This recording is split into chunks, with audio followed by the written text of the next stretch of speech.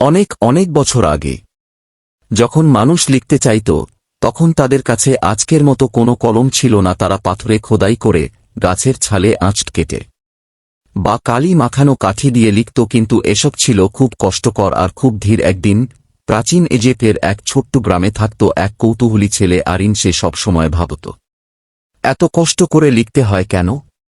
এর চেয়ে সহজ কোনো উপায় কি নেই? একদিন নদীর ধারে হাঁটতে হাঁটতে সে খুঁজে পেল একটি ফাঁপা খাগড়ার ডাঁটা। মজা করে সে সেটাকে কালি ডুবিয়ে মাটিতে আঁকতে শুরু করল। আশ্চর্য, খুব সহজেই সুন্দর দাগ পড়তে লাগল। সে দৌড়ে গিয়ে তার বাবাকে দেখাল, আর তার বাবা অবাক হয়ে বললেন, এটা তো দারুণ। এরপর তারা ডাঁটার মাথা কেটে একটি নতুন ধরনের কলম তৈরি করল। এভাবেই জন্ম নিল প্রথম রিড পেন। ধীরে ধীরে এই ধারণা ছড়িয়ে পড়ল রম এবং গ্রিসে। মানুষ পাখির পালক দিয়ে আরও উন্নত কলম বানাতে শুরু করল। অনেক বছর পর জন জে লাগ তৈরি করলেন প্রথম বল পয়েন্ট কলম, আর অসব এটাকে আরও উন্নত করে আজকের মতো সহজ করে তুললেন। এভাবেই ছোট একটি আইডিয়া থেকে জন্ম নিল আমাদের দৈনন্দিন জীবনের সবচেয়ে দরকারি জিনিস, কলম। শিক্ষা।